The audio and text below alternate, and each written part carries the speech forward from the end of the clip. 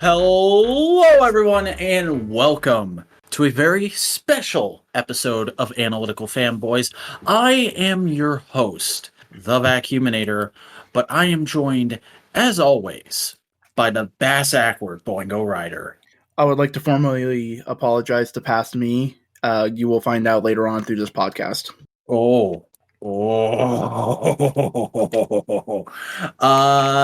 Hey, guess what? The toy man of Modular Media is here. It's Snowcone83. Hello. And we're all here because it's time to do something we haven't done in a long time, boys. It's time to do a 0.5 episode. Those are the special episodes of Analytical Fanboys where we don't do vibes, but we talk about something current and we go in depth and we fanboy out and be stupid and freaky. And oh my god, y'all, Mandalorian. We have seen all of seasons 1 and 2 now, and it's time for these boys to weigh in. Holy shit, where to begin? How about with Boingo Rider, because he had not seen it until this week, any of it. No, I marathon this week, the whole thing, and that's why I said I want to apologize, because fuck me, why didn't I watch this sooner? Yeah. My first big takeaways was this is the aesthetics of the original trilogy, but the themes and story, like the themes of the new trilogy, which is like hilarious because everybody's going like, oh, this is the thing that's saving Star Wars, and they're literally saying the exact same thing the sequel trilogy said. It's hilarious. But they're saying it in smarter, more fucking well paced out ways. Yeah, it's almost as if Star Wars has been movies due to the fact that television has been a format that has been given very little budget and very little prestige, and that a story that is based on serialized episodic serials from the old theater days would do best as an episodic serial on television. I also love that people always criticize the sequels with, oh, this is just proof that you can only do one story with Star Wars. We're never going to get anything new from this franchise. It's all going to be fan service and rehash. And then they do a show that's a new story with a new main character, but also here's all this fan service. And a bunch of rehash, too. Because does anybody remember Rogue One? A little bit. But, I really enjoyed a lot of the elements. The few small elements I really enjoyed was I liked the fact that they humanized the Tusken Raiders. Oh my god. Yes. Dude, I fucking love that. So I'm a huge fan of the Legends Obi-Wan novel, and that has a lot of stuff with the Tusken Raiders in it, and this just like made me feel like they were recanonizing all that stuff. They use ASL, which is interesting. Is it ASL or is it like a modified like Star Wars version of sign language? I don't know. From some of the stuff that I saw, just myself, it looks. From what I've read, it is a modified version, but they got an actual person who speaks sign language to come and teach it to all the actors who were playing the Tuskens. And I'd imagine also the Mando. Yeah. Same episode. I love the modified speeder with the pod racing engine. Oh, bro, if that's not Anakin's, then I don't know what it is, because it literally it has the yellow flap from Freaked Out about it. Also, really enjoy that character. He just seemed like a cool dude. I'm sad. Yeah, the Marshal. I'm sad he wasn't picked up to be in any of the posses. He's got his own duties. Yeah, but it'd be cool to see him again. Let's see. I enjoy like most of the posse characters. The drop shock trooper girl. Fucking Cara Dune, played by Gina Carano from Deadpool. Yeah. I also enjoyed Agent May.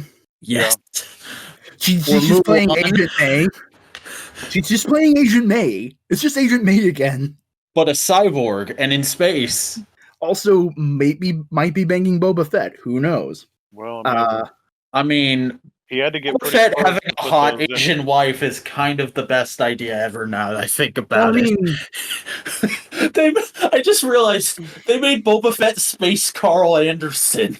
No. He's one of the Tungas because remember, the guy who plays Boba Fett is South Pacific. Oh, he's Polynesian. Man, I think he's Maori. Getting Tamura Morrison back in Star Wars is so good. Yeah, man, it's great. I like And I guess we're just gonna bounce all over the place, but like, Yeah. I think we're gonna bounce all over the place for the first 2 seasons, and then we're gonna wrap it up with the finale. Mm-hmm. well, I was about to say something that was in. Okay, we can Fucking talk about the dude, finale. just fucking go! Spoilers. This is an Yeah. insane, all over the place spoiler cast. If you don't want that, if you haven't seen parts of the show yet, or fucking you're trying to figure out if you should watch it, here, go watch it. I loved how they brought Boba back. I loved how they did that. It's like he never fucking. I don't even know, man. Like I love that actor so much, and his Boba Fett is just Boba Fett, 100%.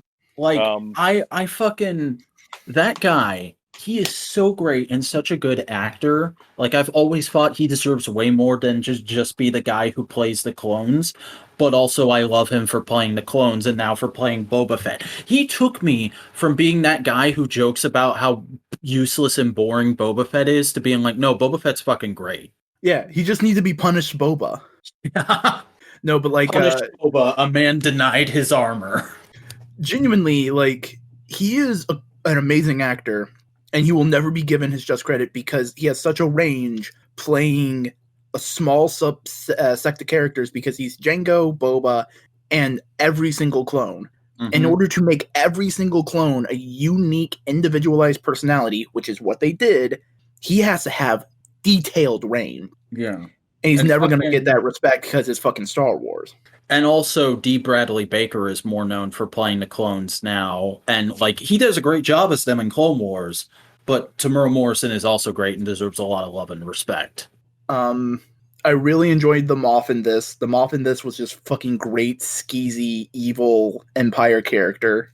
It's Gus Fring from Breaking Bad, literally just playing Space Gus Fring. I loved it. I have no connection to Breaking Bad, so it's just like, this dude is fucking great. Oh, dude, so much of this show was me going like, oh, it's that person from that thing, playing a space version of that person from that thing. Let's see. I really enjoyed the Mando's character arc of basically recognizing that this is the way, may not always be the way, and he has to be a little bit more comfortable in who he is and what the world is to kind of break out of that shell. Yeah, someone on Reddit today did a post that was like pointing out, like, in very simple terms, what his character arc is, and it's like, chapter 1 doesn't show any empathy for his bounties, lives life without a real purpose, the only thing that matters is his code, the next mission, and more money.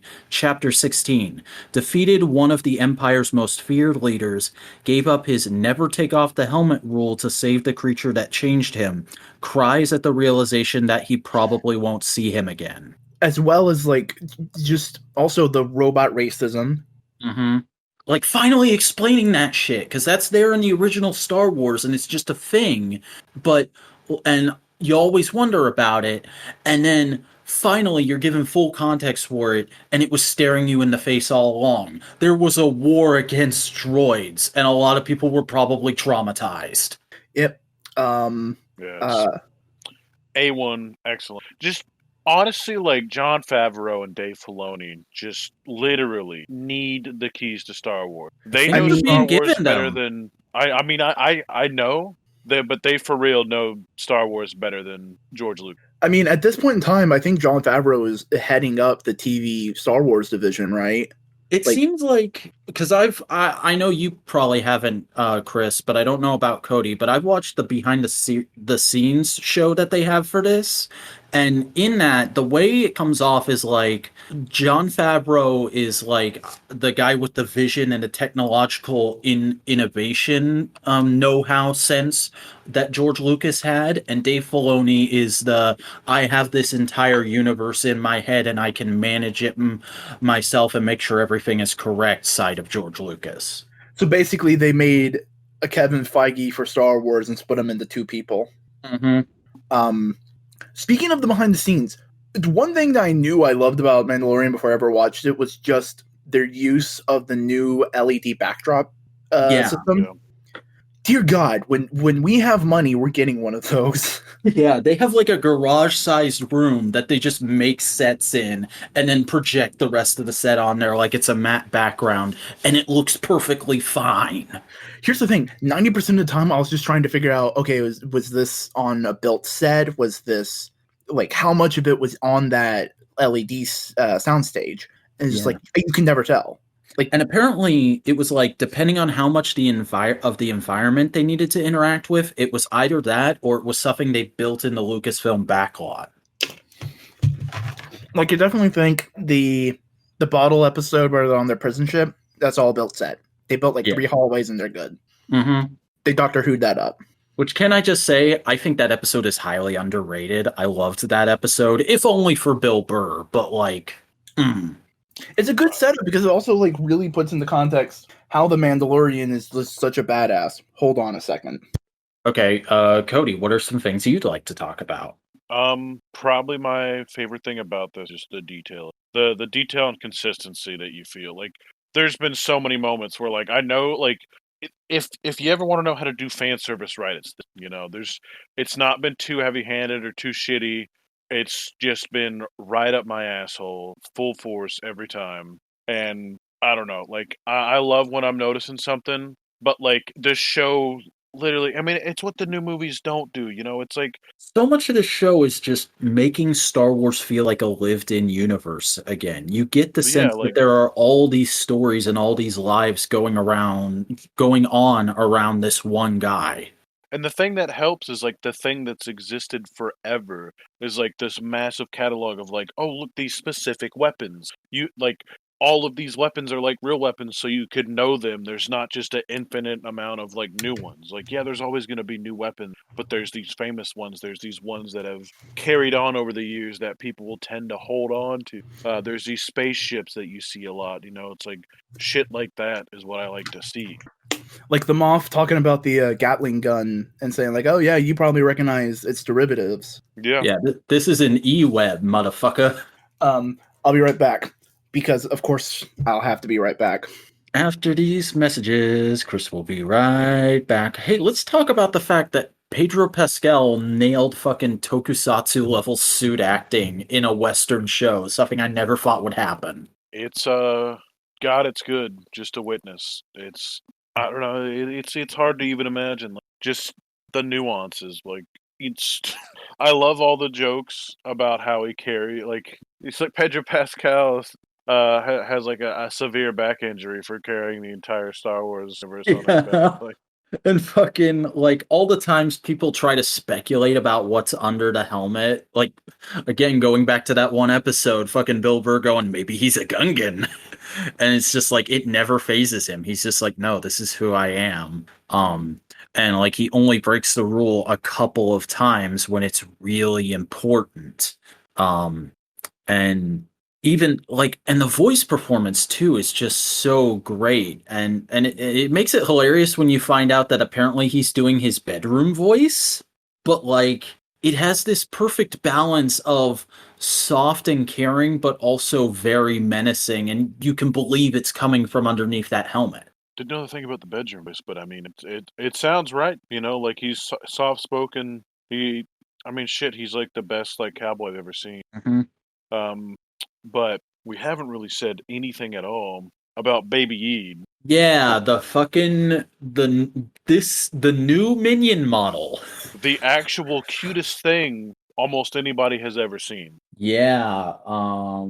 So are we just gonna call him by name, or what are you? Are you Baby Yoda? Are you the child? Are you the asset? Are you Grogu? I like saying, I mean, his name is Grogu, and I like saying that, but I also like calling him Baby Yoda. Called him for a year and a half. So, like, I don't know. It's Baby Yeet. Yeah. I like saying Baby Yeet, even if I know it's Grogu, and I'll still say Grogu's correct. I was saying the child up until they revealed his name because that was the trademarked name, but now I'm like Grogu all the way. And it makes it difficult to talk to other people about this show because they'll say Baby Yoda and I want to correct them, and then I'm like, no, I can't. That's a spoiler. Grogu sounded like a D&D name. It sounded like the name a person would give a goblin. Yeah, it's better than Babu Frick. Babu Frick's adorable, though. I don't think it's so. Great, but that's a dumb name. So okay, dude. Every name in fucking Star Wars is stupid. Not always. That's true. Most of the time, Dash fine. Rendar does exist. Hey, I like Dash Rendar. Fuck you. Oh, hey, what are we gonna name our roguish individual who likes to go at it alone and doesn't really like other people? Han Solo. Yeah. It makes it even better when you watch the Han Solo movie, which I did for the first time this week, and you find out that's literally how he got that name. P-tier Griffin. So how about Taika Waititi as the new best robot in Star Wars? Man, I'm not gonna let you say that. It's a really good robot, though. What are you gonna do? Come over here and put tape on my mouth? I think K2SO is still like a better acted robot. R2D2 is always going to be my favorite, and It's true, but K2SO is just a big scary boy. He has fluid movements. With fucking IG-11, there's all this cool shakiness to it. He's an animatronic from a 60s Disney theme park ride. Yes. Yeah, I mean, it's still cool. I love how the IG units sit on a speeder bike, which actually, come to think of it, we haven't even ever got to see an IG unit on a speeder bike since we saw, what was his name in Clone Wars? Dengar? I have not watched that far into Clone Wars. Oh, no, the Jindy Clone Wars, the animated one. Oh, I mean, they're both animated. Yeah. The 2D. I'm trying to think. I don't know. I think it's Dengar. He's like the like tentacle monster, and that guy. But we need a black series of him. God, we need him in the forefront. But like the thing I really enjoyed about a lot of this is just basically going like, all right, here's this chunk of lore that we've never really dealt with. Let's just make it more fully realized. Let's make the Jawas feel like a culture and not just like weird mystic people selling junk. Let's make let's make the Tusken Raiders feel like a culture. Let's bring back one of those devil-looking motherfuckers from the Mos Eisley bar scene. A Devilronian dude? Yes, and let's just make him a character and not just a one-off gag. Mr. Krabs. Let's make him Mr. Krabs. I was expecting to see a werewolf eventually. I thought we have already. Have we? I don't remember. I don't remember either. There's been some. Dude, we got one of those ants. That was amazing. We did. Oh, and dude, I forget what her name is, but she's the mechanic on Tatooine. She has the pod racer. Carolyn from BoJack Horseman. Oh my god, I didn't put the voice to the character, but holy shit. It took me until the end of her first episode, but when I realized it, I was like, "Oh my god!" No, I mean, go. I registered the familiarity, but I didn't connect it to BoJack at all. I was like, "Oh shit, that's crazy. That's cool."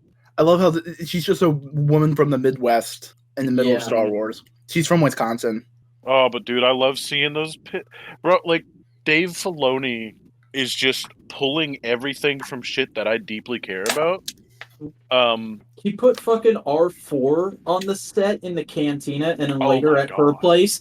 And like Dave Filoni was like, "Why is this guy here?" And he's just like, "I don't think he ever made it off Tatooine, so let's just put some stuff on it to make it look like the restraining bolt is still there." Yeah, I mean, dude, that's like a great original trilogy cameo. I think we got him before we got anybody else, right? From the original trilogy. Yeah, like hell yeah. For the fucking Herald of OT characters. Man, that's one of the first fucking things you see too. So like, don't we get to How about that fucking Death Troopers homage in like the second episode though? That was great. Oh, I'm trying to think. It's when all the stormtrooper heads are on pikes. Oh yeah. Because for those of you who don't know, there's a Star Wars novel called Death Troopers, which is literally what if Star Wars but zombie apocalypse. Oh yeah, dude! I remember one of my friends from high school, and then like looking at the cover of the book and thinking how fucking wild. Is it? No, it's Legends. What else do we want to talk about? There's a lot we could talk about.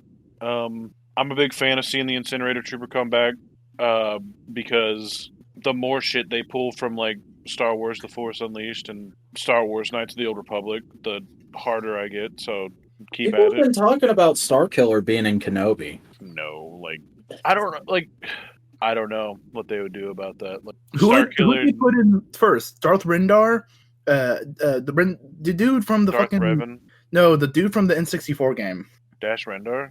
Dash Rendar or Starkiller. I mean, Dash Rendar. I don't know if he's. I don't think Starkiller's alive. Starkiller could be an Obi-Wan, maybe. That's a maybe. That's what I'm saying. Like he could show up trying to hunt down Obi-Wan or some shit. Well, see, like that's the other thing too.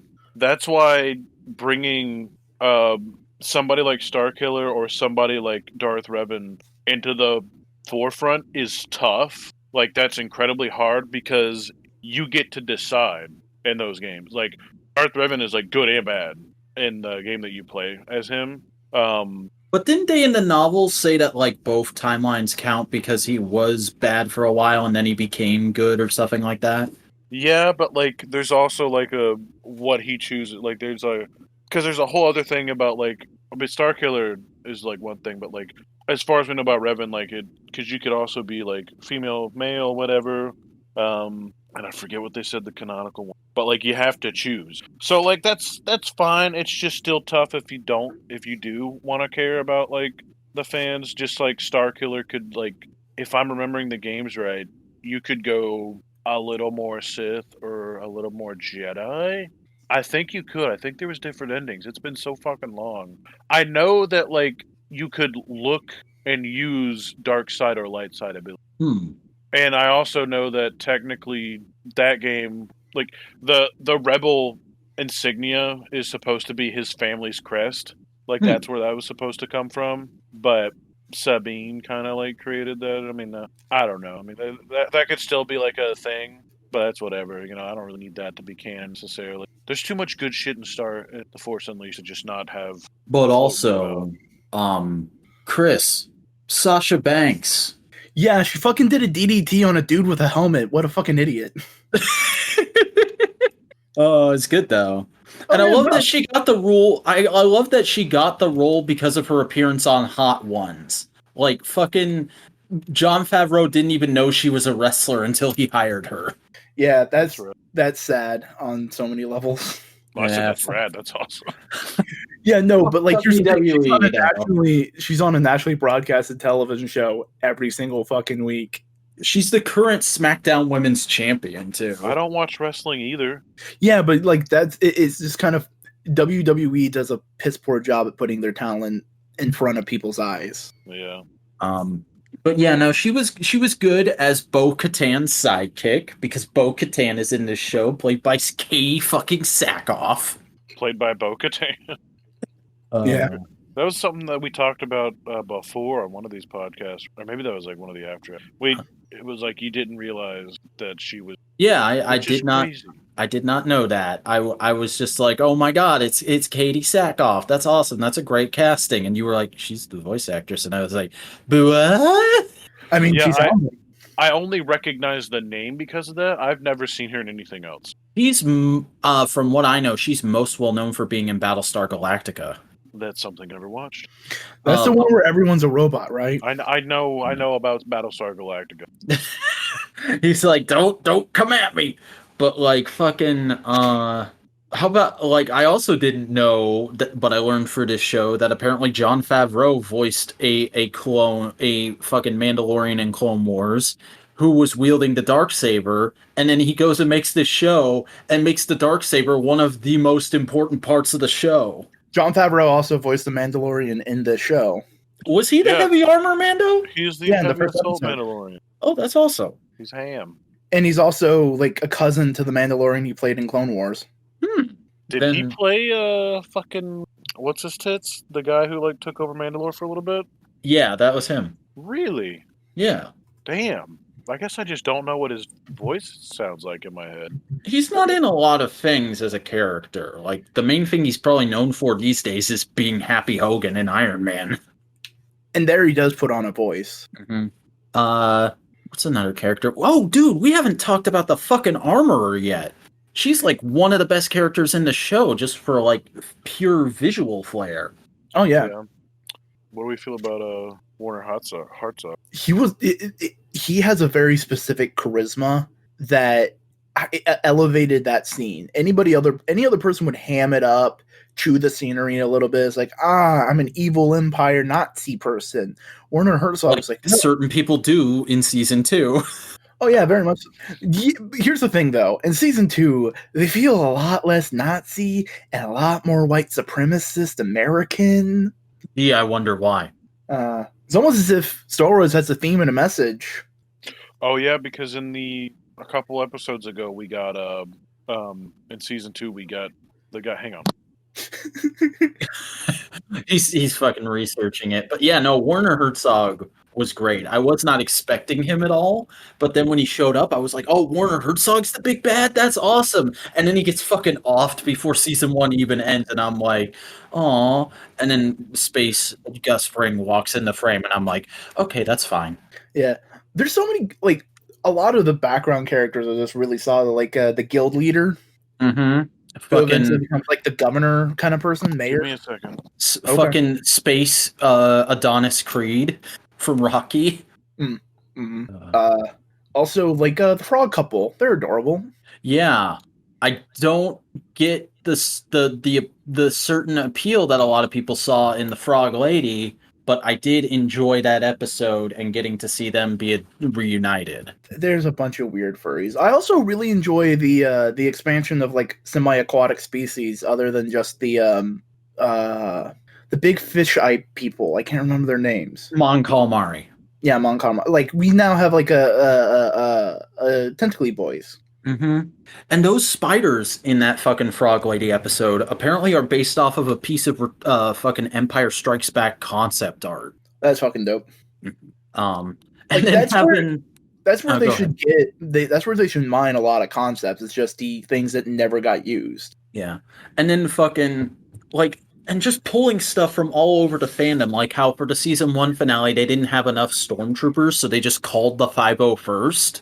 And then in that spider episode, the fucking 2 X-Wing pilots that save Mando are played by, I can't remember his name, but one of the like most well-known Star Wars collectors, and also Dave Filoni. Perfect. Mm-hmm. I also love how immediately after the rebellion becomes the New Republic, they just have fucking those kind of cops. Yeah. You know? Like especially in that later episode where the one is talking to fucking Cara Dune and he's like, I see your tattoo. You're from Alderaan. Did you lose anyone in the explosion? And she just looks at him like, dude, my whole fucking planet blew up, you idiot. Yeah. But like you can see he's trying to be kind, but he can't. Yeah. But yeah, no, this is just a sequel trilogy, but again, and everybody likes it now. Isn't it nice to be able to talk about Star Wars and just generally be happy?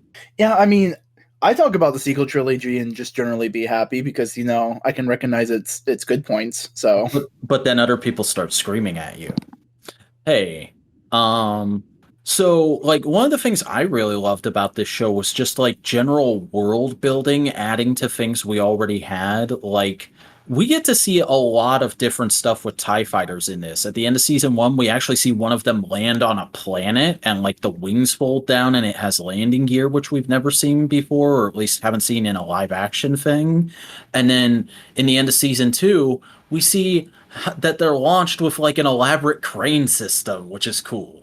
They showed that in episode we've seen 7. That a lot. That was in...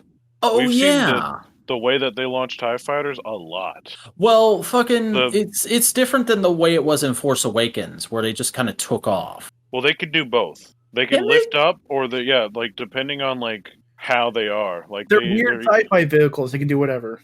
Yeah, like most of the time they're like hanging from the roof of like a I forget what the Dorito ships are called. Star Destroyers. Oh, yes. Star Destroyer. Oh yeah, no.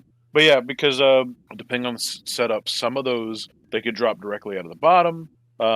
They've done that before. The same like area where they like to use the tractor beam to like capture ships. Some of them just lift up.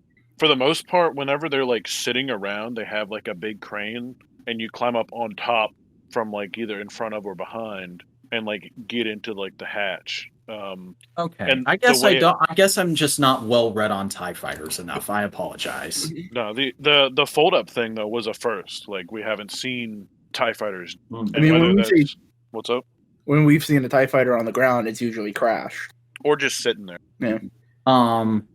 Where else can I? How do we feel about Dave Filoni and that other guy? Yeah, we were talking about them while you were gone. They're great. That's a great cameo. Yeah, good cameo, but also it's just like it really drives in the point that Republic or Empire, to most people, there's barely any difference. Yeah, and then fucking Bill Burr just spells it out in that one episode. Oh god, dude, that episode was so good. Like I love that episode so much, just because that's my favorite episode of the series. I don't think it's my favorite yet, or in general, but it is one of. Just because like him literally shooting that guy. Also, like I love that guy has a southern accent, like a southern commander. It's great. But what were you about to deep beat about? I was just saying I like how the Empire commanders have a wider variety of accents, but they are all accents that you would associate with someone feeling superior to someone else and looking down on other people. Mm-hmm. Since I just said mine, what are your guys' favorite episodes? I think it's the season finale of the first season, because that has what is actually the best robot character, the astromech droid that has arms. Oh, yeah, that thing. That was fucking great. Dude, I screamed. I screamed the same, like at the same volume I did whenever Luke showed up. Yeah, we're gonna have to talk about that in a minute. Yeah. God, the way he stands up, I was like, man, I need this tattooed on my entire body. Because you expect him to just be like a general astromech droid kind of person, and you know, just kind of be like R2-D2, and so it's like, no, he's got langy things. Got multiple. He had little baby arms and full size arms, and his whole purpose is just to like fuck around the lava lake, row your boat, and he gets disrespectfully murdered in like the same instance he's born. And then the real good robot character dies as well. No, but he comes. Did he come back? No, he didn't. No, IG-11 did not come back. He was dead. And Taika Waititi directed that episode too. Oh yeah, he directed a bunch of episodes. Like fucking Taika Waititi showing that he can do stuff besides comedy. I'm so happy I don't have to like be put off by that man anymore. Taika Waititi? Yeah, like I like him as a person, but I've not liked anything he's directed until now. Really? Ragnarok. Bitch, I'm in the camp that thinks Ragnarok is dog shit. Well, you're wrong. Have you feel seen that Jojo way? That's Rabbit? fine. I have not seen Jojo Rabbit, but because of this, it's on my to-watch list. Have you seen What They Do in the Shadows? Yeah, What They Do in the Shadows. That was him. I thought that was Del Toro. No. What? What They Do in the Shadows is the vampire comedy. Huh. I might have to look into that then. Also, wasn't the director for Ant-Man did some episodes? I thought he did the season finale this time. Yeah. But Chris, you haven't said what do you think is your favorite episode? The Siege. Mm. Just because I like that posse. I like the marshal lady, and I like the guild guy, and they're all like old friends now, and it felt so nice and happy to see everyone again. But also, it's just like it was a simple setup, it was one and done execution kind of thing, and like it let them play with the Mandalorian's armor, arsenal in interesting ways. Well, speaking of Mando, ever since it was like rumored that Boba Fett was going to be in this, I expected him to be the bad guy. Yeah, I thought he was going to be like a henchman for Gideon. I didn't think he was going to be a henchman. I thought he was just going to be a solo fuck everything bad guy going after Mando or whatever. I mean, the after credit scene kind of hints at that. Well, the other thing we have to think about is that this show, some of the characters we've seen in this show would just be strictly viewed as bad guys if they were put in a movie. That's true. The man, like Din Djarin, could be viewed as a bad guy in some lights. But isn't that like a major theme of the show itself, is that in some lights anybody's a bad guy and communication is important, with the Tusken Raiders, the Jawas, yeah, the farmer dude, Oh my god, we didn't talk about fucking Quill. Quill's great. I love Quill so much. I have spoken. Like, I love. It's also cool to see that race get any kind of representation at all. Yeah, because they were just little bad guys in Empire, right? They weren't even like bad guys. They were just little squealy fuckers that you shoot at and stuff like that. Wasn't one of them the co-pilot for Calrissian? No, the show is talking to people and understanding, because like everybody goes, yo, the Mandalorians and the Jedi, no bueno. They don't like each other. That's what everybody says. But Mando and the child go like, nah, fuck that. We're a family. And like, as the second he meets Ahsoka Tano, he's like, yo, what's up? Here's the situation. I don't know what's going on. Can you help me? And they become seemingly friends. Yeah. Fucking, oh, that Ahsoka episode, dude. And it had fucking Kyle Reese from Terminator in it too. Oh. Yeah. I liked how that character was handled too.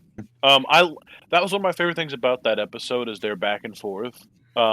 Just because like there was a certain level of respect for each other, but like also you could feel the level of distrust. But you can also feel that kind of fade away as the episode goes on. I also really like how some of that, the setting of that episode also had some like Japanese elements.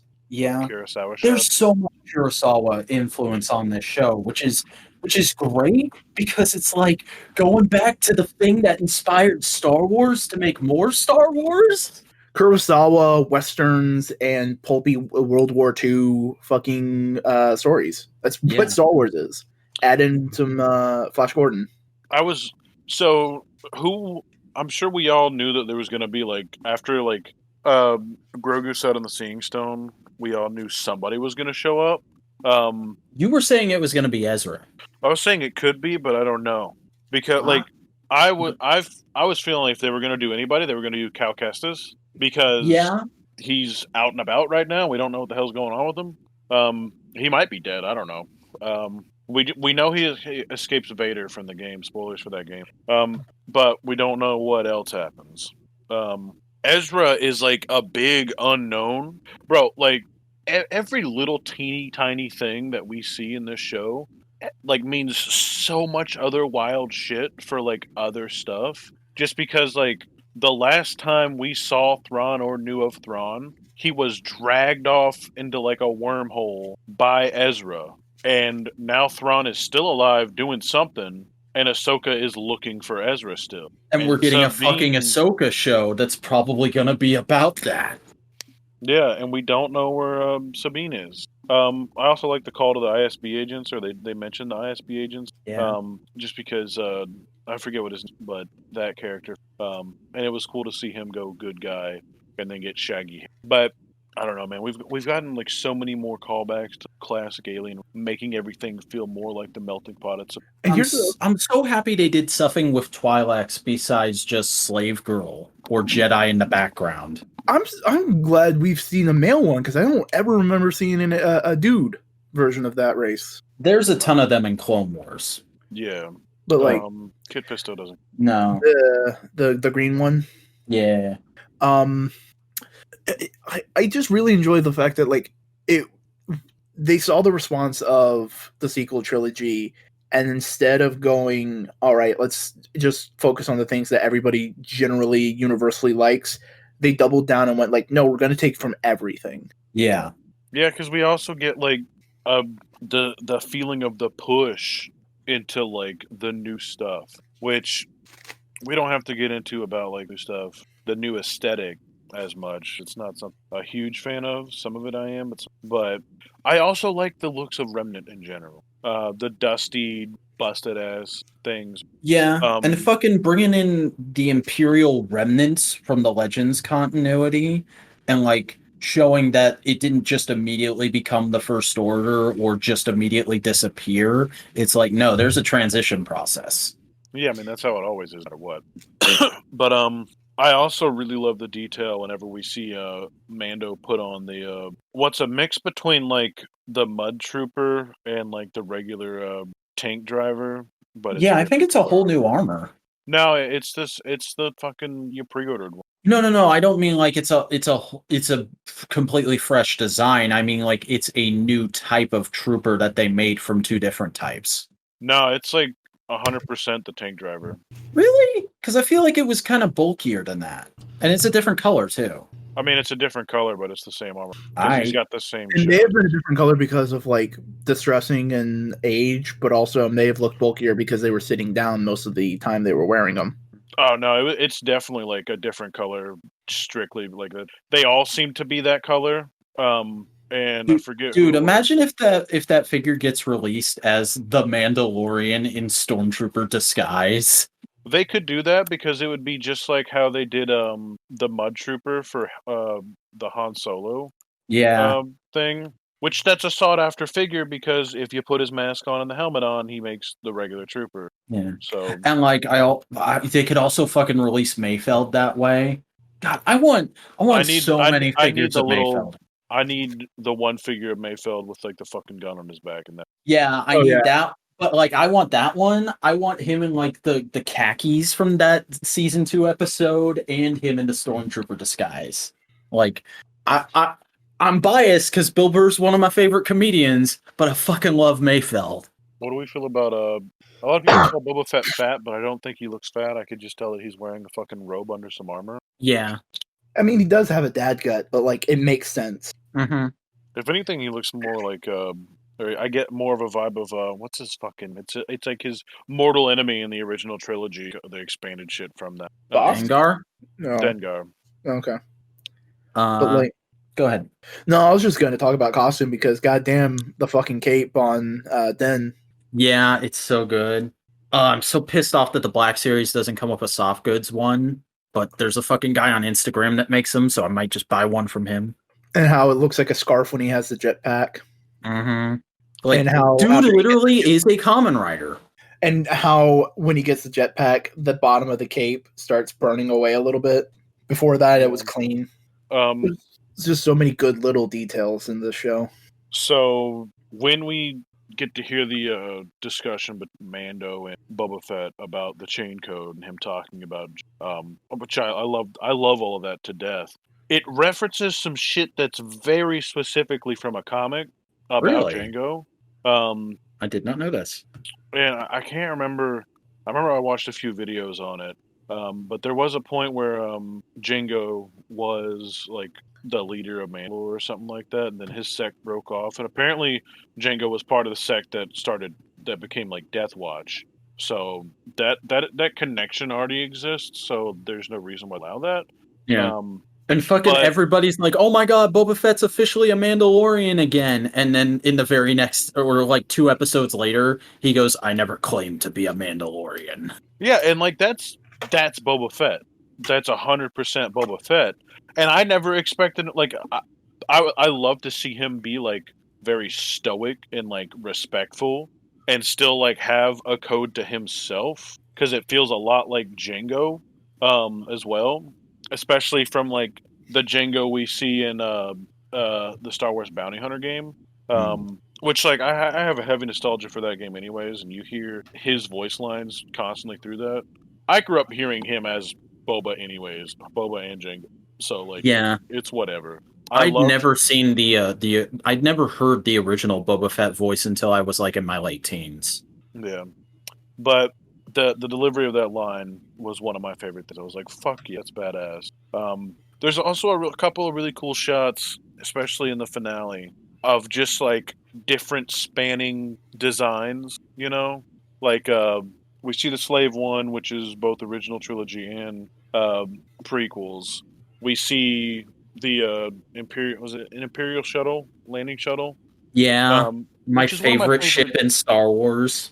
Yeah, I mean, my favorite is they're constantly battling each other, but it's either the Cloud City Cloud Car, like the twin Cloud Car, or the Naboo Starfighter. Interesting. Yeah, dude, I love both so very much. It's probably the Naboo Starfighter. That's like one of the best like spaceship. But and then we get to see the I guess you could call it like the Mandalorian spaceship. The Razor Crest. No, the one that they're flying that the one that they commandeer? No. It's in like the season finale. The fucking it's not the Concord Dawn. That was the place. The Boca. I'm about to call her Boca Bo Raton. Katan. Yeah, Boca Raton. Boca Tan. Baton Rouge. That's where that's her ship. But Really? like a lot of the Mandalorians use that ship. Like that was the Mandalorian starfighters. Huh. So it was cool to see that. I don't know. I want to see Morrison bring Rex back That would be amazing. because he could do it. I don't know. See, I don't know much about seeing him in other things. I've seen him in other things, but who I know of as Rex now, and like I'm thinking of old man Rex. I mean, shit, I don't even know if he could be alive, but I mean, he was alive. I mean, yeah, he could be alive. He was alive in the Battle of Endor. And Yeah. This isn't too far after. He could still be alive. I mean, he's old as fuck in the Battle of Andor, but still, you get a nice beard and some makeup on Tamara Morrison. He could do it. Now, speaking of stuff like that, I have a feeling that you didn't like Luke's appearance. I like the design. I think the effects were subpar. Not bad, not egregious, but they were noticeable enough that I was like, could have been better. I mean, they were fine. Yeah. I like them. With it. Like here's the thing. It doesn't look as good as the de-aging effects from like Rogue One, but I understand why, because this is a TV budget, not a big movie budget. I think this might have I don't know. And like it means more that to me that Mark Hamill came in to play Luke. Like that, like it people said it sounded like they were pulling audio from the movies. No, that's Mark Hamill standing there in that costume saying those lines, and they just CGI'd his face. I don't know. I didn't have a problem with his appearance. I thought it was fine. My favorite thing about that, and what we were talking about before we started recording, where you said like apparently some people were complaining about like how he uses lightsaber. Bro, it's almost a direct reference to the Rogue One Vader scene. Dude, I was gonna mention that. Like, yeah, it's the exact same kind of thing. He just comes in and wrecks everybody. Well, just even like in the way that like the Death Troopers are lined up, and let me fucking go gush about that shit because this is something I have wanted for probably like 15 years, legitimately. Ever since like I saw him in the video games, I saw him in Battlefront, I saw like the crazy wacky like 5-point articulated figures, and like I learned more about him. I was like, this is my favorite Imperial like unit. This is my favorite thing. Their weird shotgun and shit like that. And bro, like whenever we saw him teased in that one episode, I was immediately like, they were talking about like midichlorians. And I thought they were working on Palpatine clones because I didn't know Death Troopers were a thing. You had to explain it to me. Yeah, and like they also unified that because there was 2 different explanations for it. They were like, because there's like different phases of them, and we've seen a type of Death Trooper in Rebels, which was full droid, but it was a bit clunkier. And I get confused because like it's not all unified. Originally, like at one point it was like almost like Fallout power armor, and that was like the last phase. Or no, that might have been the second. The first one was like almost an assassin droid. The second one was like power armor, and the third one was just like a fucking walking tank. Yeah, they're literal movie 1 Terminators, and I loved it. Like I had not felt that sense of dread since the first time I watched the original Terminator. But in the finale, when that one is like fucking punching Din in the head, I was on the edge of my seat. Bro, like the whole thing. The whole time we get to see them in action, they are just like an unstoppable force. They're like better than super battle droid, like, and like that's 100% what they're supposed to be. And bro, like they're still like somewhat sensitive to the force or something like that. They still like have some sort of sensibility towards that because Luke showed up. Oh my god! Like, and they all just like stop. They're like, "Oh no, the bigger threat's this way." Like, that shit was so rad. That was so fucking rad. I saw them and I realized, oh, that's why Cody likes them. They're basically Star Wars RoboCop. Oh, dude, there's so much more. Like, some of the different designs, like, their design is so close, but, like, what it honestly is it feels like it's a little bit of the new movies, which is fine. I do like a lot of the designs for the new movies. and some of the shore troopers and the tank drivers are meant to like closer bridge that gap. Which again, that works for me. I don't care about that. That looks good, and I do like a lot of the trooper designs. The only one is like the main trooper is a little too roundy. But I could still buy it. I could still be fine with it. My main issue with the new stuff is like some of them are much wide on it. But that's me being that's what I am. But no, when it like there's some bad looking Death Trooper models out there because they're from like the age of like Fallout 1 PC games, and like they're just like ovals and shit. Like and they look like they'd never be able to do anything, or they'd be slow and clunky, which they definitely are slow and clunky. McClunky. Oh, and McClunky too, which is great. We got that in the post credit scene. Yeah. Oh my god. Fucking that started happening and I was like, oh, because of course Bib Fortuna just took over. That makes perfect sense, but I never would have thought about it, you magnificent bastards. And then he gets shot. Yeah. And he's fat. Like he's trying to like be Jabba as much as possible.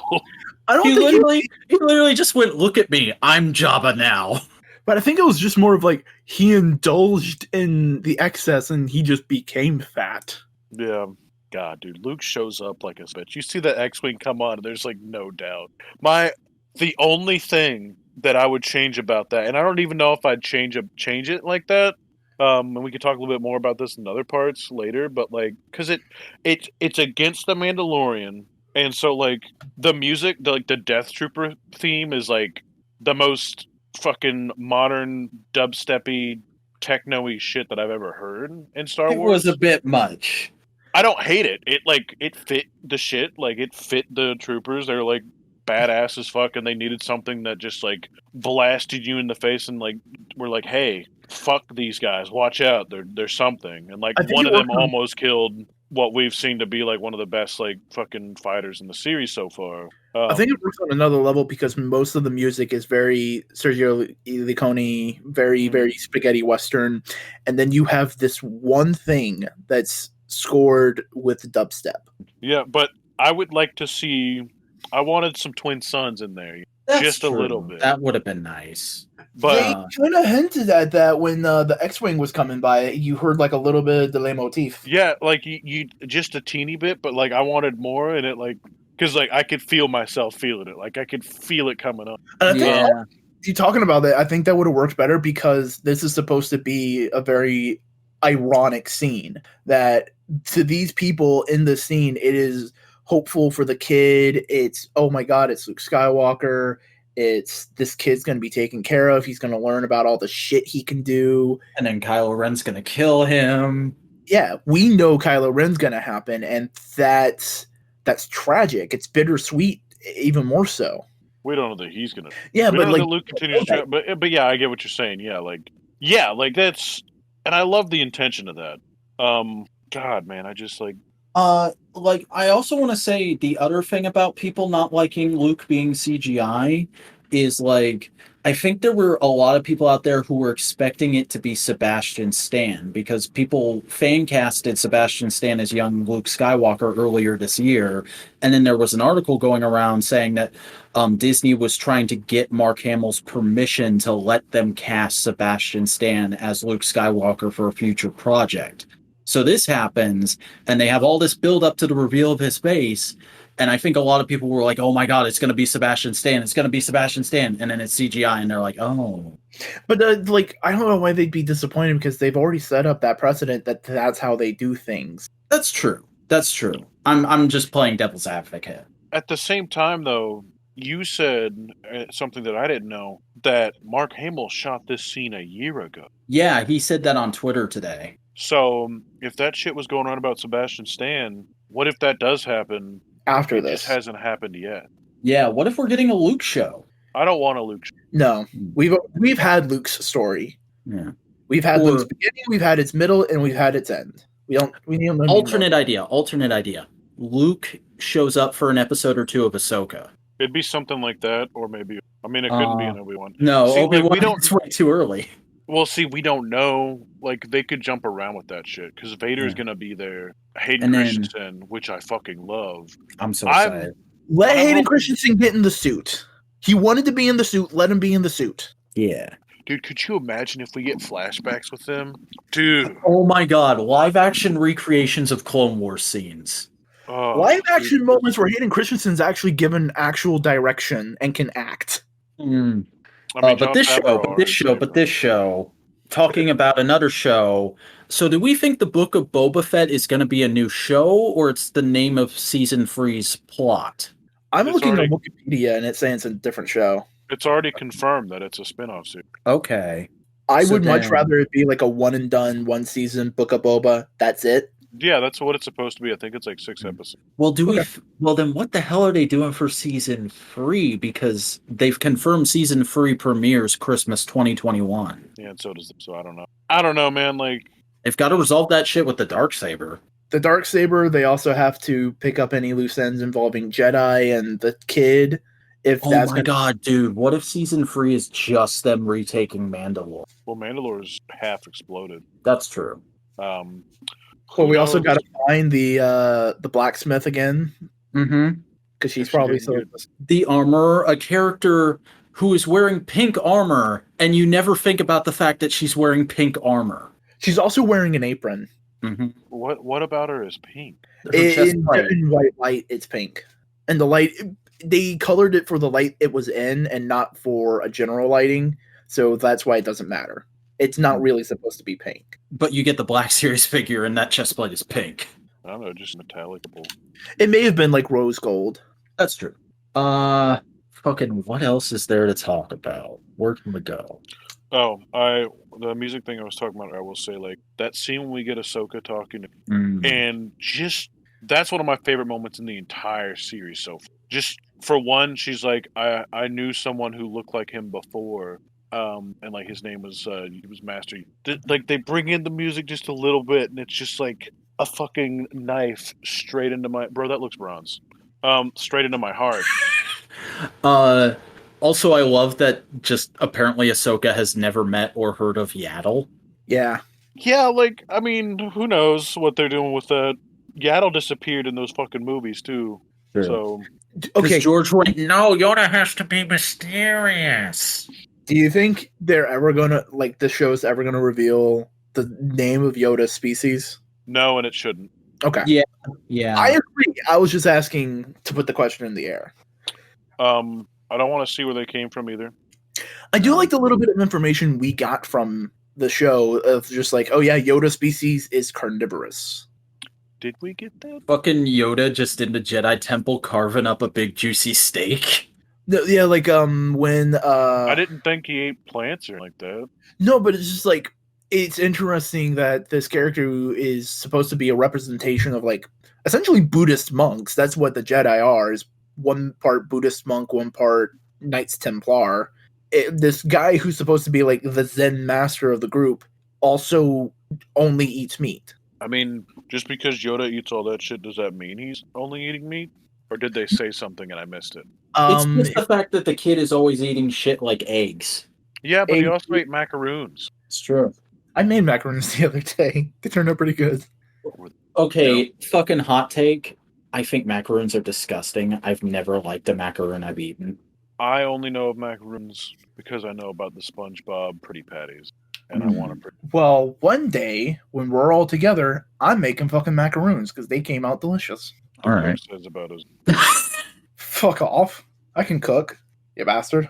I never had you cook. Have you ever had my cooking? I'm sure that's. Yes, happened on this you one. cooked me a chicken breast with Ooh, you had the stuff I like to eat. and like mashed potatoes. Yeah, Because you can go ham on a bowl of mashed potatoes. I will literally eat just mashed potatoes and fucking corn. See the meme I posted?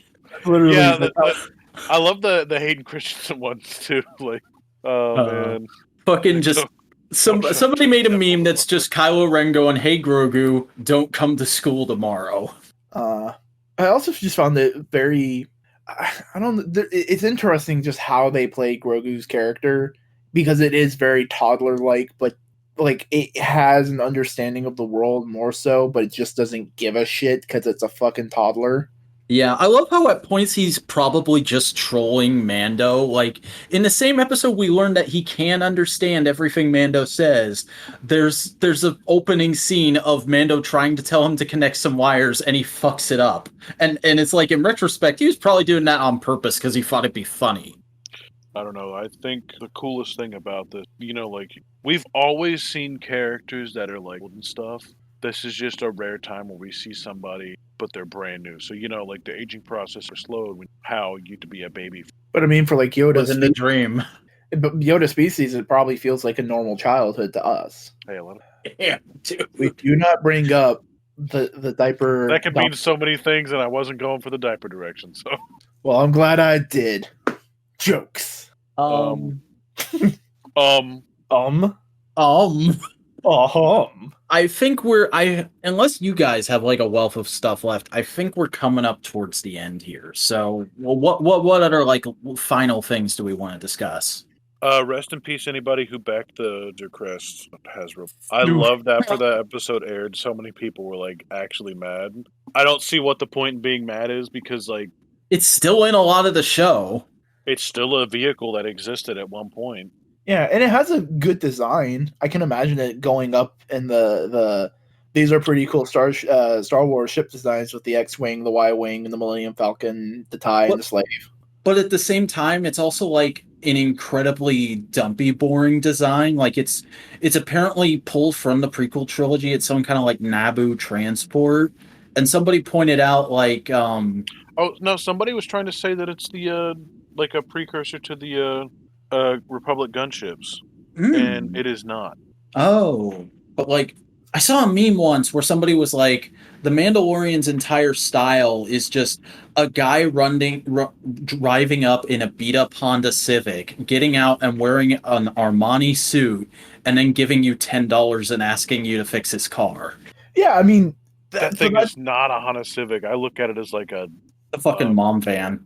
Almost like a mom van, yeah, like something like it's got some power behind it, but it's like big and clunky, and I love how he throws it around in dogfights. It's a slightly rusty GMC Jimmy. Yeah. Because my dad used to have one of those, and it just reminds me of that car ever so much because my dad had to fucking fix it every single goddamn weekend. He shot up a lot and bullets in his car.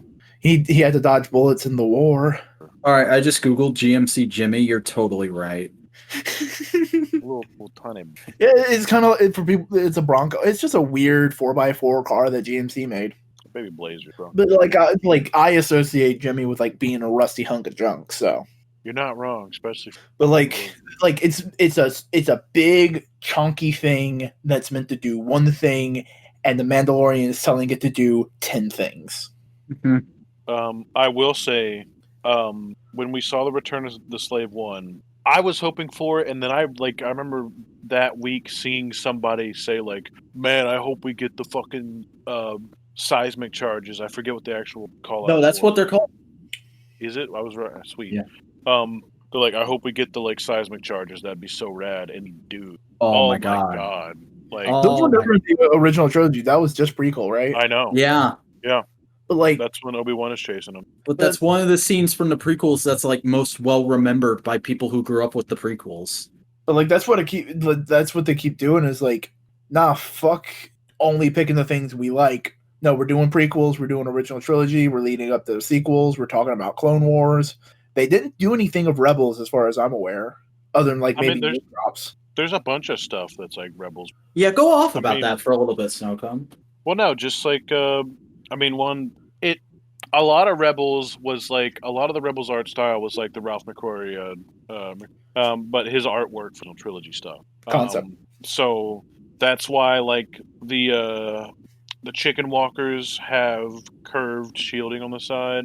That's why the TIE fighters have curved. Some of the troopers look a little different.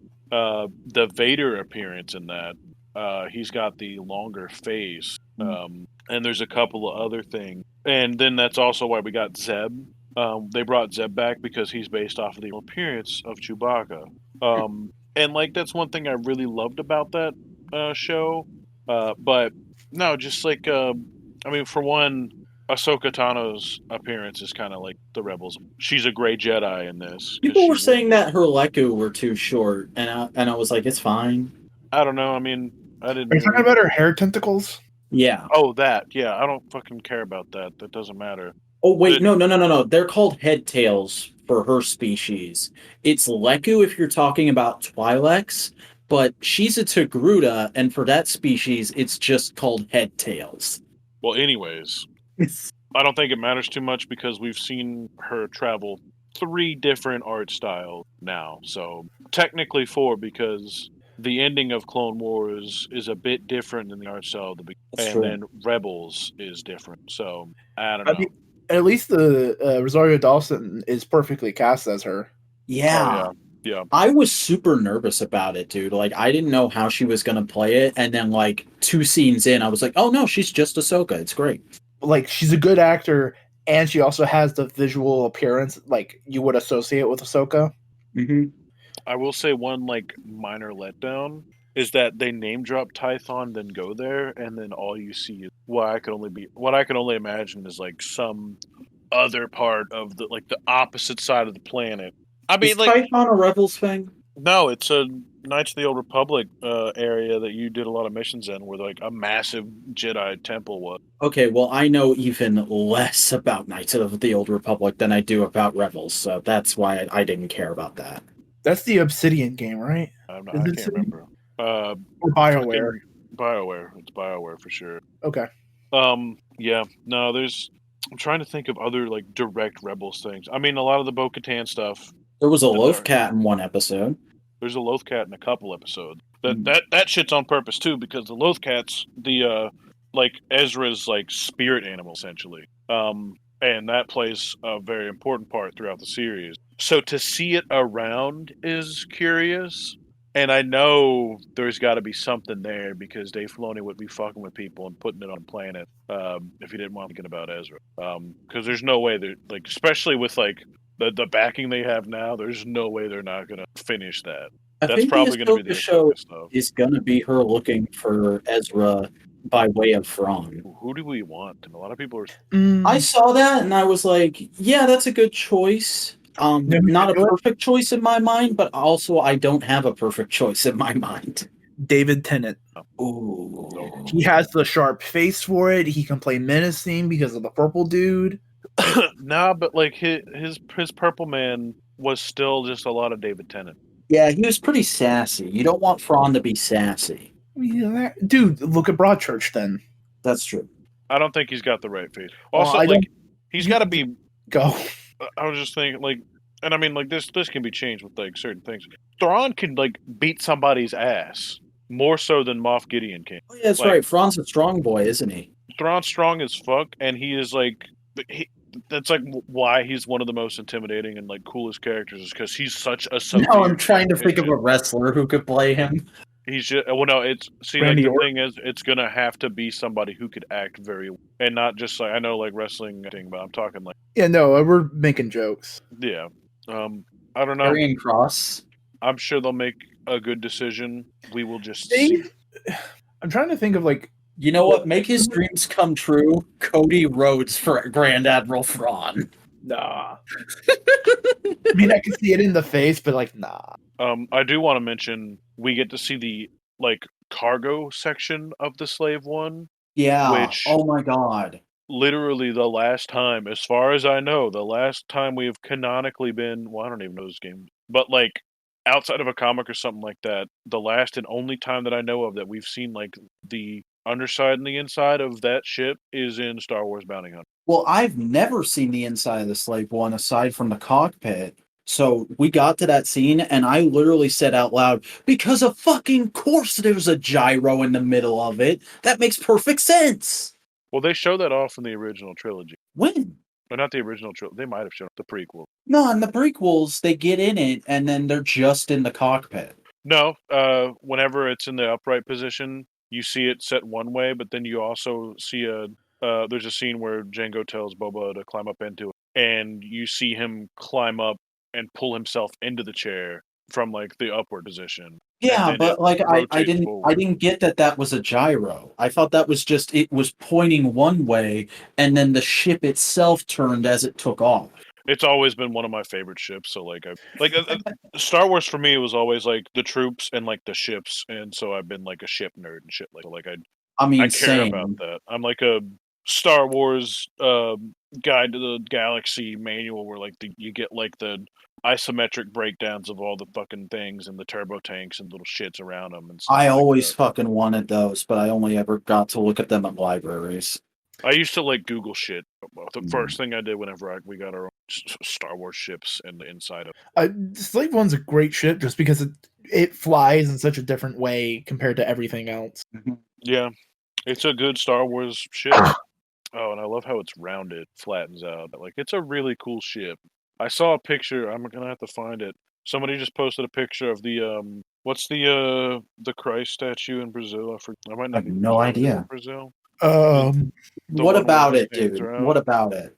It was just the statue where it's like, or I think it's it's Jesus with his arms out, and Yeah. then it was like two Glocks at his feet, like the slave one. Like, Fucking. Oh, I had something and now it's gone. It's called Christ the Redeemer. How we feeling about Boba's new repainted armor look? Because he gets the armor back and it's all banged up, and then the next episode it's got a new paint job. oh, bro, that is the coolest thing you can see. It looks You like want?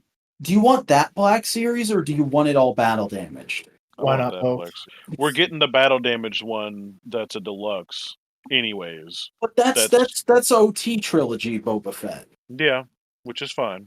I want that Boba Fett to look that way. This Boba Fett is very much obvious. Yeah, he's got to be a clean bore and make him be able to take off the helmet. I want that Tamara Morrison face sculpt. Like, but real talk, I'm probably gonna get anyone from the show that they do in Black Series. I've already got most of them either fucking in the vac shack waiting to be opened or on pre-order. The only ones I haven't gotten my hands on yet, I haven't pre-ordered Quill, Grief. I did pre-order Moff Gideon. I pre-ordered all three of them. I've pre-ordered Bo-Katan. I've got Beskar Mando on back order, and everyone else is sitting in the vac shack just waiting for me to finish these next two fucking videos so I can start opening toys again. Well, I got the armor and that figure. I have the. I pretty much have all the other ones. I'm not gonna get. Or no, I don't have a fucking IG 11. From what I've heard, he's actually kind of crap, and the Figuarts is the one you should go with. But like, I'm not buying a Figuarts.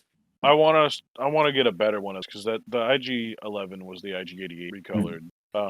And he needs to be able to sit on the fucking speeder bike, which he can't because he ain't got the range. I mean, he does have the range of motion. That's one of the good things about these robots. They just do that figure so good. The Black Series robots tend to just like. That's why robot toys are so easy to do because you could make their articulation look like anyways. You know, it fits in with the design. Yeah. Putting cuts on like flesh, is just always a tough one. And that's why like I haven't bought. Like I'm probably gonna get Quill. But I'm always hesitant to spend fucking $22 on like a tiny boy, a little baby piece of shit. Somebody told me that he might be based on the Yoda buck, and I've messed with that Yoda, and I was like, "Fuck, please no, please let it be a new sculpt." Oh, it'd have to be. But like before the Mandalorian came out, before we saw anything for it, we saw the Cara Dune figure. I bought the Cara Dune figure first. You know, I always wanted. Like I think, yeah, I'm pretty sure the first appearance Mandalorian was my first like Mandalorian action figure. I mean 6-inch. I had like fucking Jangos and shit like that when I have or in my the 3 and 3 collection. The Jango one that I have is like one of the better arts that came with the stand. Anyways, I have Baby Yoda by himself. I got original appearance Mando, and then I have the Din Djarin and the Child 2-pack. How was that released? Because I did not hear about it until it was already out and gone, and you could only get it on eBay. It was fucking Target, man. Just toy collector things. Just toy collector in 2020 things. Fucking Target, man. Oh, I also have the Stormtrooper. God, that Stormtrooper mold. I was so wrong. I was I need to get a hold of a couple of those. Yeah, like I saw somebody on the internet, like I saw a couple people say, like, this is the worst thing I've ever seen. Garbage, garbage, garbage. And I'm like, must be bad. And then I get my hands on it and I was like, oh no, this is like Hasbro making these G.I. Joe figures, but the quality in a Stormtrooper. It's perfect. I love it. I got the Incinerator Trooper first and I was like, man, I need this without the backpack and the heavy flame trooper. I have 2 fucking Incinerator Troopers. I need 2 fucking new clone troopers. I need endless variants on them, and I'm gonna get 1 incinerator trooper because in my mind he's a specialist. That's 1 per squad. And we've had this argument 3 times. I know what you're gonna say. Oh, it doesn't matter about that. But I might do what you did and do like get like 2 sets of the archive collection wave 4. But I Yeah, I might got those. only get 1 of the Shore Trooper because, not mistaken, that one it just says Shore Trooper. But I thought the one with like the red arm piece was the commander, but it Oh, might be the one with like the blue pauldron. maybe. There's a bunch of them. There's a fucking bunch of them. But yeah, how about that timing with them just re-releasing everything possible to tie in with this show? Like fucking the Walmart exclusive Jedi Knight Luke randomly went back in stock yesterday afternoon. I have the newest black suit version of that figure. Yeah, I've got that on pre-order, but like I also want that the Walmart version at some point because it comes with a cloak and like a cool gun, and it's also it's a different sculpt. It's Jedi robes instead of the black jumpsuit from Return of the Jedi. It's more of like a Legends style Luke, which is another cool thing about Luke's appearance in this show is they didn't just like make him look like Mark Hamill in Return of the Jedi. They aged him up a little bit and gave him a slightly different outfit so he looks like he's supposed to in some of the early Legends books. Yeah, it's definitely good. Oh, you know what? I just remembered there was also they talk about Operation Cinder, which Yeah. is Battlefront 2 shit, which was surprised. Also, Luke's in that too. Luke Skywalker's in that. He plays him. Fucking the new one, the microtransactions one, right? Oh yeah, it did start off with some bad mic. I look at that game as like perfect now, because they fixed the ever loving shit out of it. That's cool. We have almost everything I could possibly. There's a couple things missing still that I know we got shit that I never expected, like Robo Legs Mall and fucking Republic Commandos. Hell yeah. Do you think RoboLegs Mall will be in Kenobi? I don't know, man. If we get a live action remake of the Twin Sons episode from Rebels, I might cry again. Yeah. Because I'm in They definitely aren't going to get Ray Park back, though. Maybe. From what I've seen, it's not been like. I mean, he did show his dick on the internet. Yeah, like he posted his dick by accident on the internet, but like it doesn't seem like by accident. Yeah, we don't know what happened. Yeah, and we'll probably never know. I shouldn't cast judgment, but still. I know that there isn't there still a mall show? I don't know. I've never heard about a mall show. Let your boy do it. What's his the guy who voiced him in the cartoons? I don't know his name. Yeah. Bro, Sebastian Stan. You looking at those photoshops? No, not photoshops, just like side by side. Mm-hmm. And I mean, Disney's already got the hookup with him because he's the fucking Winter Soldier. Yeah. He just does look so much like Mark Hamill. It's crazy. But yeah, we're on an hour and a half now. So anything else at all that we want to hit on in relation to this show? It's cool to see Mando use a fucking yeah. It explains this the line from Vader in episode 5 or 3, 5. The one. In that one movie where he says no disintegrations. Yeah, you know that famous line. I love that the runtime is just whatever they want it to be for a particular episode, whatever they need it to be for a particular episode.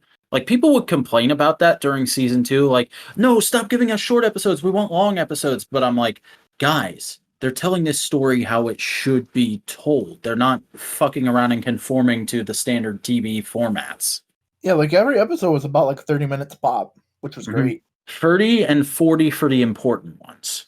Well, not just for the important ones. There were some important ones that were shorter too. And that was something that I mildly complained about. I was like, oh man, some of these are shorter. Like, what's going to happen? And then I remember like the first time I complained about that, I was just like, oh, that was what 30 minutes can feel like? Cool. Like, I don't know what I was about to say. Fuck me. It's like going back to the days of hour-long NXTs and just being like, yeah, that was a great thing. I'm glad I watched that thing. Let's move on with my life now. You don't need 40 minutes all the time to tell a story, especially when the fact that they know they have a set amount of time that they can tell a story. They have 8 episodes. God, man. Oh, how happy were you boys about R2D2 in this? Because Snowcone, you and I were talking about that before Boingo showed up. I thought it was cool, but that was the only thing that felt like gratuitous fan service. You shut your damn mouth. I'm not saying it was bad. I'm sir. just saying, like, that was the one thing that felt like gratuitous fan service. Nah, man. The way I I was like, experienced dude, that, it's Why would Luke, and where there's Luke, there's R2, especially when Luke's flying his X-Wing. Yeah, leave fucking R2 on the X-Wing so he doesn't get put in danger. Because he's It's No, dude, shut up. He's a dick shit who just fucking runs into danger like crazy man. R2D2 can handle himself. He took out 2 battle What purpose does he droids. serve in the scene? I tell you what purpose. All right. You're right, but I'm mad. No, I'm not going to tell Chris he's right. He's not. The only purpose I can see was to be a somewhat friendly face to better convince the child to go with Luke. That's exactly what happened. That's the only thing I can see. But here's the thing. We recognize Luke. It can be Luke. Luke is Bro, the friend. I'm so happy R2D2 was there. Fuck you. What next? We're going to get C-3PO? No, I don't care. Don't put 3PO in this show. Put him in fucking Kenobi. I don't care what he gets put in. I don't give a shit about 3PO. Yeah, fuck 3PO. Fucking Anthony Daniels and his hour-long panels and his fucking books going, let me tell you how C-3PO changed the world. That was my Anthony Daniels rant. Okay. Yeah. But no, I was happy to see R2, but God damn it, Chris, I do kind of agree with you about there being no real reason for him to be there. I mean, you could say that with a couple, like, there's details that can be like that, like when they were roasting one of the, like, things from Jabba's palace, things. Salacious Crumb, he's a Kowakian monkey lizard. Yeah, like they were roasting one in one episode on a spit. Boy, it sounds but that was like a nice bit of world somebody building, though. Yeah, but I'm saying, like, it's world building. It's a detail. That's what R2-D2 felt like that. So it's like, oh yeah, the R2-D2 would be with Luke because he's on the ship. Let's put him in there. Wait, why are you agreeing with me now? Dude, my point is that in the scene, it was somewhat pointless. But it was nice to see him, and that there's a reason, like, he was there in the vicinity. He shouldn't have been on the bridge. Oh, fair enough. Like, those are the points. But yeah. Read me back one more time what Simulus Crumb is his race. Salacious Crumb was Jabba's buddy, and his species is Kowakian monkey lizard. Yeah, that sounds like the most disrespectful. How did you guys feel about the Star Wars swears, this whole thing? Because he never was very hostile towards Dink Ferrick at first, but it grew on me. Dink Ferrick's all right. There's another one they use that's directly from Rebels. They did do Nerf Herder once in a while, like once. I was upset that Bantha Poodoo never popped up. That sounds like. But that's like all over Legends.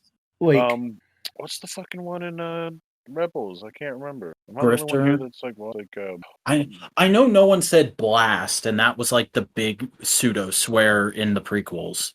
It said blast them. Yeah, but blast was something that Obi-Wan would say occasionally to just be like, fuck. Because he's a gentleman. Mm-hmm. Carabast.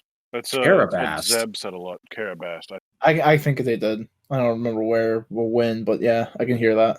Makovij system curse known by who taught it to fuck? What the fuck? What are you on about, bruh? I don't know. I'm in fucking. Oh, he's in the deep lore. This whole show is deep. That's true. I mean, this is the way. This is the way. Snowcone. Snowcone. You fucker.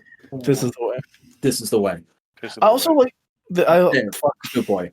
I also like how different people had like their own like the kind of mantra, you know, because we've always had "May the Force be with you," and now we have a more like the Mandalorian. This is the way. Was that in Clone Wars? No, I have no idea. That's definitely but now we have like "This is the way," and then we had the one dude going, "I have spoken." And like the moment you see that, you're like, that's a meme. Yeah, a lot of people made that a meme, but it felt like a boom. That's true. I mean, I do love that whole sequence of them fucking training up. That was like the moment where I became invested in the show. Oh, I became invested in the show when we're gonna make a man show, and I was like, hey. I saw some article say it, and like they're making the Mandalorian Jedi, and I'm like, yeah, that's fine. That's cool. Oh, Other coolest thing about Star Wars. you know what? One thing we haven't touched on so far. This was like one of the most controversial discussion topics about season 1 too. How do you guys feel about the use of carbonite freezing? Because a lot of people said it was gratuitous fan service and like you could have found another way for him to be storing prisoners. And like, oh, in Empire, it's just supposed they don't even know if it's gonna work. It's supposed to be this one-time thing because they have no other way to transport Han. And here it is just being used en masse by Mando. Yeah, What's your guys' reaction? it's almost as if time has passed and the technique can be distilled out to the masses. Bro, there was a section on a ship that like was specifically designed to hold a goddamn like fucking closet drawer of these sons of bitches. That seems fine to me. Okay, just wanted to make sure you were also enlightened, gentlemen. There's also the booby Mandalorian controversy for season 2. What? People got upset at the fact that the women Mandalorian and Bo-Katan and Sasha Banks' character had their armor had a more feminine figure. Okay, so from my perspective, that was one person who said that, and then a bunch of people laughing at them. I saw the one person, which was Anita Sarkeesian. Oh, I didn't even realize. That's wow. And then I saw a bunch of other people disagreeing, and then I saw a couple people agreeing, and then I saw big titty tomboy Mandalorian fan art. Cody, are big titty tomboy Mandalorians in Clone Wars or Rebels? I don't know. In Rebels, like Sabine and some of the other ones, they kind of just have like armors. Bo-Katan I mean, I have Black whimsically Series does. Sabine. I have Black Series Sabine, and her breastplate has a slight indent, but also like she's a teenager, not an adult. So I don't know. I mean, like in the But, like- shots of the actual. But also, like, I'll dox myself. I don't mind it because I would love to be dominated by a big titty tomboy Mandalorian. It's not really doxing. It's just more cursed. Yeah. I don't know. I mean, Looking at it, it's kind of weird. It's not anywhere as bad as we've seen other like female armors in places. Which I mean, they're probably smart enough not to fucking dumb shit like. it's not like they're wearing bras. Yeah, like I don't know. It could have gone either way, but I don't think any of us have like the grounds to say whether or not. So. I was just bringing it up because we were talking about controversies. I don't think it was gratuitous. It just seemed to be more of like armor to fit their figure. I will say, from what I can kind of see, let me just look up Katan. In Rebels and Clone Wars, she doesn't have it. Well, no, Clone Wars, she kind of does. Whoa, that's significant. So it's all over the place, basically. In Rebels, she's got like a Dorito style, like it looks like the different panels. And that's one thing I also want to bring up about Boba Fett while we're fucking talking about shit that doesn't even matter. In some of the scenes, you can tell that like the 4-piece armor that's like the famous 4-piece Mandalorian thing, except for on fucking the Mandalorian because it's an entire chest piece for him. Boba Fett, it was like some of it would like overlap. You know, it was like different pieces of armor, and that's what it looks like a lot in Rebels. The 3 Death Watch members, like the guy has like a really cool, unique set of armor. You talking about heavy infantry, Mando? No. Oh no, fucking Bo-Katan's crew. Yeah. I don't know. It's just weird. Clone Wars, it is there. She does have that bend, but then in Rebels, it's very flat. But that kind of goes with like all the designs. It's all like slick as shit. Like all the designs are. So I don't know. It's like a middleman between the two designs, and those are both like Filoni's babies. I mean, he made that character, so I guess like whatever. I don't know. It's maybe it makes more. I mean, even though it's after both of them, maybe it makes. Well, I mean, you posted already a photo that can kind of compare them. No. The meme I posted of Bo-Katan like not wanting to saber and Mando, and then being perfectly fine with being given it in Rebels. I mean, it's a character arc because this is before Rebels. No, this No. is after Rebels, No, dude. this Rebels is is like- between 3 and Right. 4. No, this is after Rebels, and this is This is 5 years after Return of the Jedi. then that might be she feels like she has to genuinely earn it because that might be why the Mandalorians fell in the Purge. Potentially. But like ultimately, it doesn't look like the armor has a ton of difference. It's just more fitted to the actor so they can be comfortable. That's the first appearance of the man, he kind of has a. You saying Mando had you saying Din had man titties and he fucking got swole in between the seasons? No, I mean it's more defined. I mean the Beskar armor plate or the Beskar chest plate is the fucking other way. It's more defined than we've seen any other man chest, I think. But also, we're seeing him for much longer periods of time, and it makes sense to have a little bit more detail in his costume. I actually really liked the other guy that was with Bo-Katan and Sasha Banks Yeah, and he's not in the finale, which kind of sucked. because he had a Boba Fett style helmet, which is Yeah. cool. With But he the also had a visor? more like broader chest. The fucking ham is probably my favorite design. Yeah, I hope Heavy Infantry Mando isn't actually dead. Oh, He he probably is because of that scene in the finale, but like, God, it would be awesome if he just showed back up at some point in season 3. How do you feel about the fact that Mando's version of the Mandalorians were essentially a separatist cult? He was a cool reveal. What'd you say, Cody? Oh, I said it's in. Okay. No, I find it interesting too, but it's just like they predicated this whole thing, like a lot of the character on like this. He is a full stop Mandalorian, and then people come in and go like, "Nah, bro, you don't have to go that hard. It's okay." I love how like Bo's just like, oh, you're from that cult, and he has this like what moment. It's hilarious. I don't know. I just like the. Mm-hmm. It's definitely like one of the top tier. Oh shit! Is that armor? I don't know. I can't see what you're looking at. No, I don't know. It's just a weird thing that makes the thing doesn't matter. Not important. But like, fellas, we're almost 2 hours here. So, closing thoughts? It's good. It's pretty good. All It doesn't right. matter if you like Star Wars or not. You're gonna like this show. I'd say it's real good. So yeah, let's wrap up the show because we're not doing vibes because of how long this fucking went. Snowcone, tell people who you are and where they can find your stuff. I'm Snowcone the Fed. I don't know. You can find me on most things with Snowcone83. Instagram is Gaston. All right. Fucking Boingo, plug your holes. Fuck off with that fucking segue.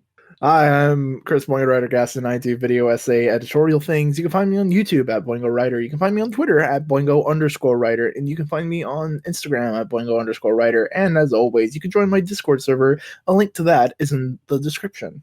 And I am the Vacuuminator, a man who is super mega tired out because I spent 2 hours shooting a rewrite for Power Rangers Megaforce that I came up with, a video explanation of it, rather.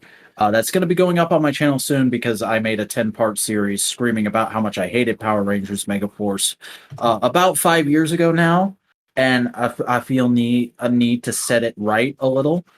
So go subscribe to my channel, youtube.com/thevacuuminator, THCVAC UUMINATOR, to see that when it comes out. Also follow me on social media. I'm on Twitter at thevacuuminator, and I post action figure photography on Instagram at _vacuuminator. But in addition to that, check out Modular Media because we are a collaboration between many creators online in order to have a better way to produce content, more interactivity, more support, more collaboration, and more sharing of resources and knowledge. That is our goal, and you can find us right here on this channel, so go ahead and hit that subscribe button, give us a like, leave a comment with your own thoughts on The Mandalorian. Yeah, I just said that stupid YouTuber thing. But also follow us on Twitter at The Modular Media, and join our subreddit r/modular media, because guys, things are are starting to pop off. In spite of the summit not actually happening and having to be put off indefinitely, our wrestling podcast is back. It's live every week, MMWP. Go check it out if you haven't already. And also, we just announced that we're releasing a fucking video game at the start of 2021. So maybe go check out the announcement trailer for Dream Johnny. It might help if you know a little bit about a company called All Elite Wrestling first, though. And yeah, that's going to do it for this episode of Analytical Fanboys. Please join us next time when we will be... does anyone actually remember what we picked last time before we decided to do MandoCast? I love you, man. Oh, okay, yeah. Join us next time when we'll be discussing I Love You, Man. This is the way. This is the way. Skip up, beat. Skip